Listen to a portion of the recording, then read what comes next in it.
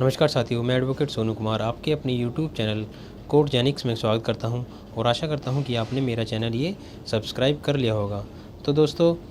अगर आप इस चैनल पर नए हैं और आप ये चाहते हैं कि आने वाली इन्फॉर्मेशन आपको मिलती रहे तो इसे सब्सक्राइब करें और बेल आइकन को दबाएँ। तो दोस्तों, आज हम डिस्कस करने वाले हैं उन क्वेश्चन के बारे में जो प्री और मेन में आते हैं। तो वो है हमारा आज का चैप्टर 12, जिसके अंदर इन्फॉर्मेशन ऑफ पुलिस, जिसमें एफआईआर के बारे में डिस्कस किया जाता है और उनकी इन्वेस्टिगेशन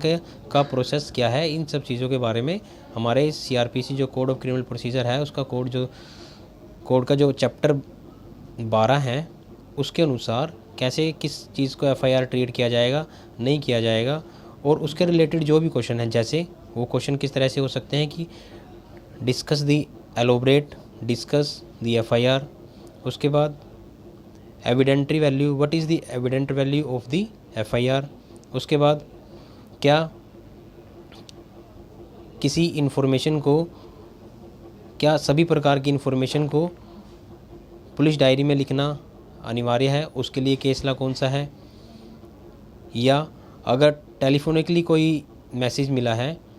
और उसमें एक्यूज्ड का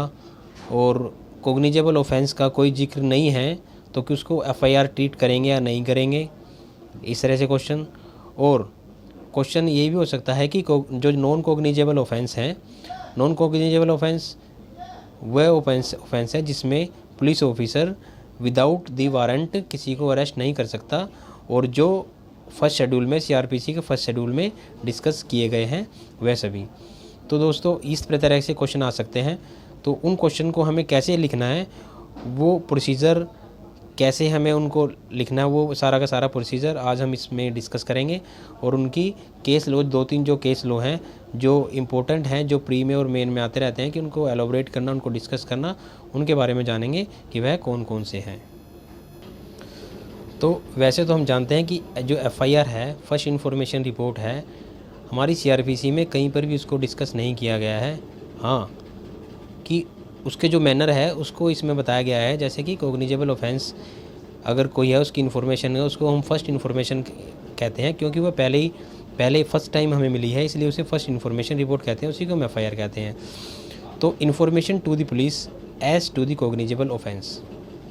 इन any case can give information to the police relating to the commission of offence cognizable offence under section 154 code provided the manner in which the information to be recorded. 154 में तो किस तरह से record की जाएगी। First, कि the information is to be given to a officer in charge of a police station have jurisdiction of investigation the case.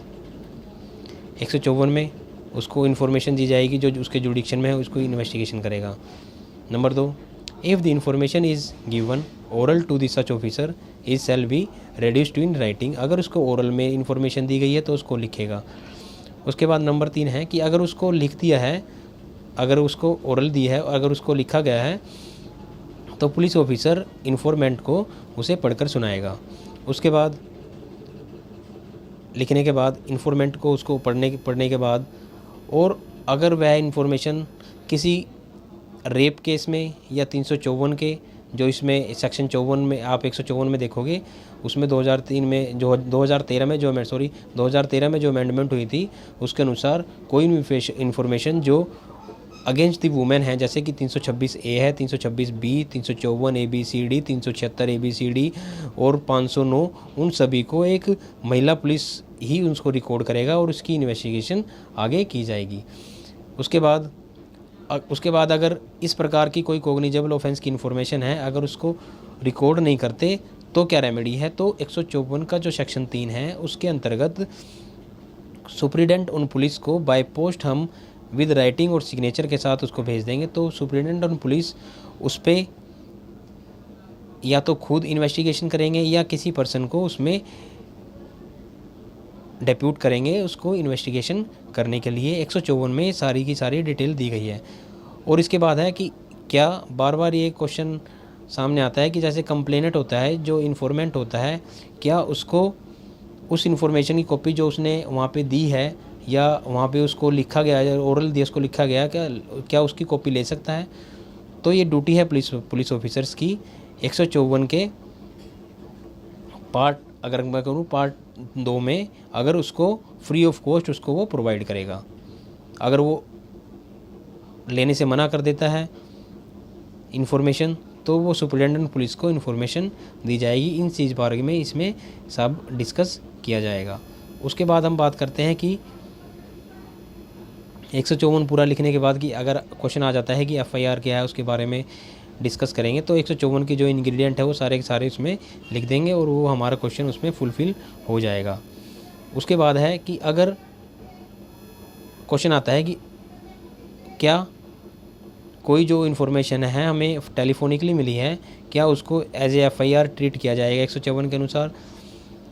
अगर उसके अंदर कोई इन्फॉर्मेशन एक्यूज्ड की या कॉग्निजेबल ऑफेंस की नहीं है, तो नीचे 23 नंबर पे जो दिया गया है, ये देखिए 23 नंबर पे ये तपिंदर वर्सिक स्टेट ऑफ हरियाणा, इसमें क्लियरली डिस्क्राइब है कि अगर कोई इन्फॉर्मेशन इस प्रकार की है, उसमें कॉग्निजेबल ऑफेंस के बारे में इन्फॉर्मेशन नहीं है, ना ही उसमें एक्यूज के बारे में इन्फॉर्मेशन नहीं है, तो उसको एज ए एफआईआर ट्रीट नहीं किया जाएगा। उसके बाद स्टेट ऑफ हरियाणा एक भजन लाल है, एक केस है, उसके अंदर अगर कोई भी इन्फॉर्मेशन कॉग्निजेबल ऑफेंस की कोई भी इन्फॉर्मेशन अगर पुलिस वालों को दी जाती है, तो उनकी ड्यूटी बनती है उसको एक बार अपने रजिस्टर में उसको एंट्री करे। इसका केस लो है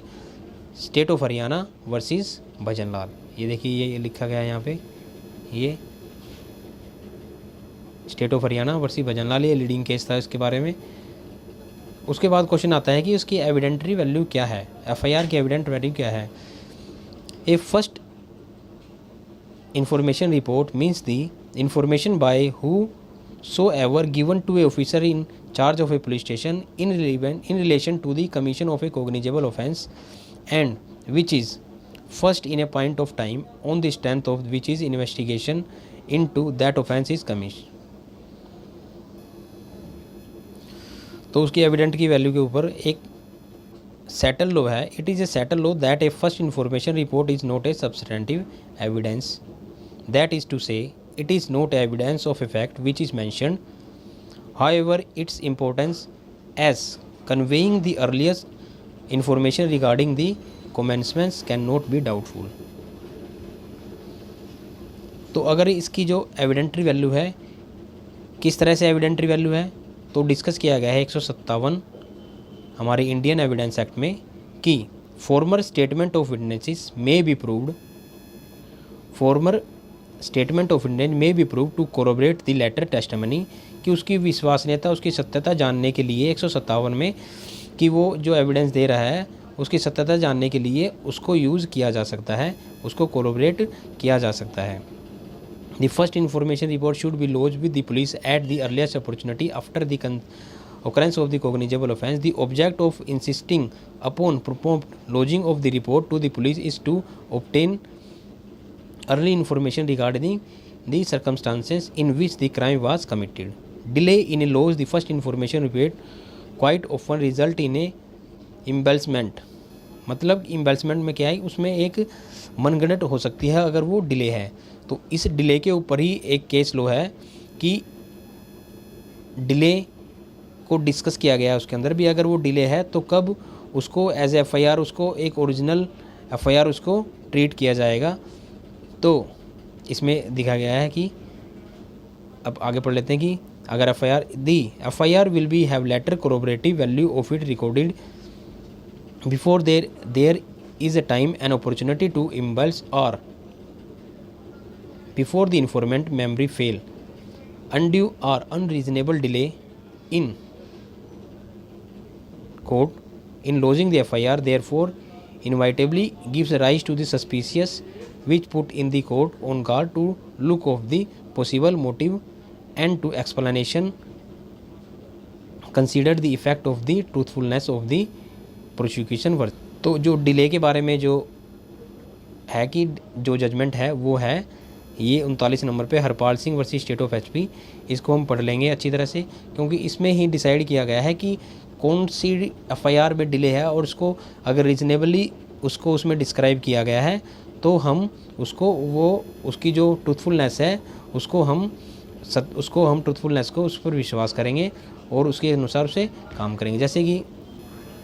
कोई रेप केस है और उसमें 10 दिन के बाद इन्फॉर्मेशन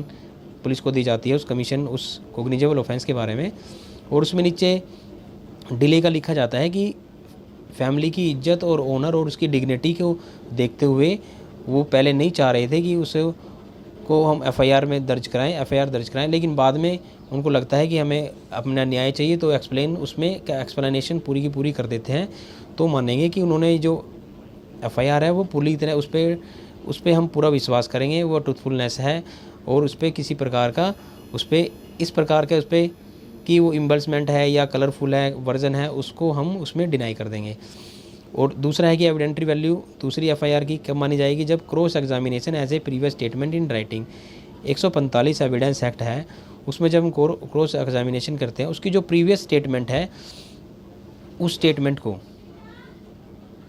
प्रूव करने के लिए एविडेंट्री वैल्यू को, तो एफआईआर की एविडेंट्री वैल्यू उसमें आ जाएगी।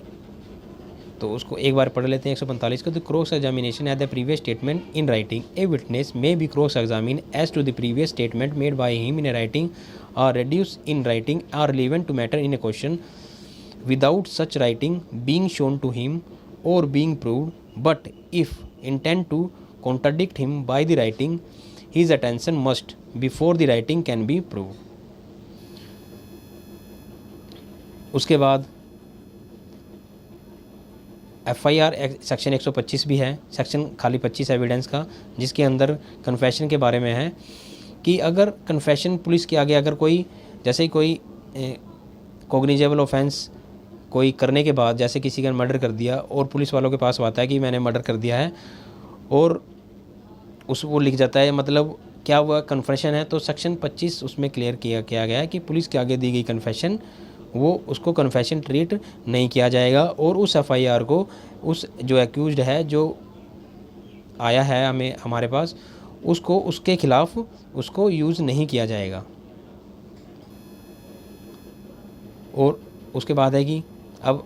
दूसरा क्वेश्चन ये बनता है कि नॉन कॉग्निजेबल ऑफेंस में को कैसे इन्वेस्टिगेट किया जाएगा, किसकी पावर है इन्वेस्टिगेशन करने की। जैसे हम पहले जानते हैं कि नॉन कॉग्निजेबल फर्स्ट शेड्यूल में दिए गए हैं कौन कौन से कॉग्निजेबल हैं, कौन कौन से नॉन कॉग्निजेबल हैं, और नॉन कॉग्निजेबल की जो डेफिनेशन है वो 2L CRPC की जो डेफिनेशन क्लोज है 2L में नॉन कॉग्निजेबल ऑफेंस के बारे में बताया गया है। उसमें लिखा गया है कि नॉन कॉग्निजेबल ऑफेंस वो हैं जो फर्स्ट शेड्यूल में दिए गए हैं और कॉग्निजेबल नहीं हैं, तो उनकी इन्वेस्टिगेशन की जाएगी। कैसे की जाएगी? Generally speaking, non cognizable offences are more और less consider as a private criminal wrong, therefore the investigation into such cases is not the responsibility of the police unless the otherwise ordered by the magistrate. The aggrieved private individual can, however, approach a magistrate with a complaint and the magistrate may take a necessary step for trial of the offender. Number 1. Information to the police as the non-cognizable offence. If the police have received information regarding the non-cognizable offence, तो 155 में non-cognizable offence की जो procedure है उसको describe किया गया है। तो अगर उसको मिलती है तो पुलिस उसको इन्वेस्टिगेट नहीं करेगी without order of the magistrate. उसके बाद है power of the police to investigate non cognizable के डिपेंड ऑफ द मजिस्ट्रेट। अगर वो कोई भी इन्वेस्टिगेशन करेगी तो डिपेंड ऑफ दी 155 कहती है कि वो 155 का 2 कहता है कि वह डिपेंड करेगी कि मजिस्ट्रेट ऑर्डर करेगा तो ही इन्वेस्टिगेशन आगे के लिए की जाएगी। उसके बाद है कि अगर कॉग्निजेबल ऑफेंस ऑर्डर हो गए हैं उसके कॉग्निजेबल के, क्या जो कॉग्निजेबल ऑफेंस है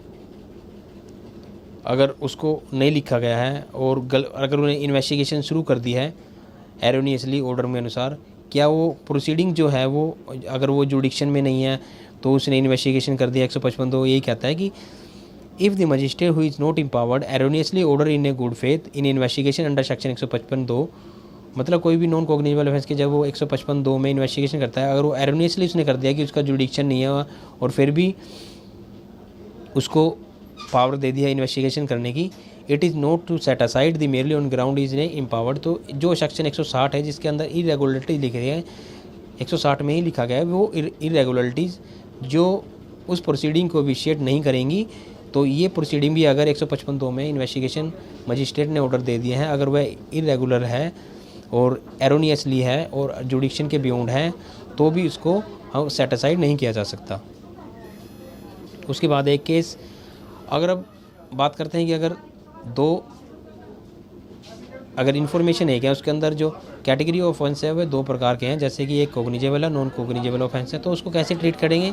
तो उस पूरी एफआईआर को 155(4) के अनुसार where a case relating to a 2 और a more offences which is at least 1 cognizable this shall be deemed to be cognizable offence. तो हम उसे कोग्निजेबल ऑफेंस ट्रीट करेंगे। और लास्ट में है कि power to investigate a non cognizable offence. इसके अंदर 155(2) में जब उसको पावर मिल जाती है इन्वेस्टिगेशन करने की, तो पुलिस ऑफिसर वो इन्वेस्टिगेशन के दौरान सारे काम कर सकते हैं except the power to arrest without the warrant of the court. लेकिन वह उसके इस इन्वेस्टिगेशन के अंदर किसी को भी अरेस्ट नहीं कर सकती जब तक कि वारंट ऑफ अरेस्ट उनके पास ना हो। तो दोस्तों, आशा करता हूँ कि आपको ये वीडियो अच्छी लगी होगी। और इस तरीके से जो 2-3 क्वेश्चन जो बनते हैं शुरू के, ये तो आने वाली हम वीडियो में डिस्कस करेंगे कि कोग्निजेबल ऑफेंस की इन्वेस्टिगेशन किस तरह से होती है, क्या पुलिस ऑफिसर्स को पावर है कि 161 के जो बयान लिखते हैं उसको फोर्सली उसको किसी को बाउंड कर सकता है कि वो इन्फॉर्मेशन उसमें राइट डाउन करने के लिए, किस तरह से वो 160 के नोटिस किसी को दे सकता है, अगर किसी को उस केस की इन्फॉर्मेशन पता है तो उसको कैसे नोटिस देगा। उसके बाद भी पुलिस डायरी क्या है, क्वेश्चन बनता है कि पुलिस डायरी क्या है, उसको डिस्कस करो 172 में जैसे दिया गया है। और उसके बाद है कि 174 की जो रिपोर्ट्स हैं, जो सुसाइड के अंदर इन्वेस्टिगेशन होती है, वो किस तरह से की जाएगी। और उसके बाद एक क्वेश्चन ये आता है कि एक जो 173 में जो चालान सबमिट किया जाता है, फाइनल रिपोर्ट कैसे सबमिट की जाती है और कैसे रिपोर्ट बनाई जाती है, इन सभी के बारे में हम आने वाली वीडियो में डिस्कस करेंगे। तो आज के लिए धन्यवाद।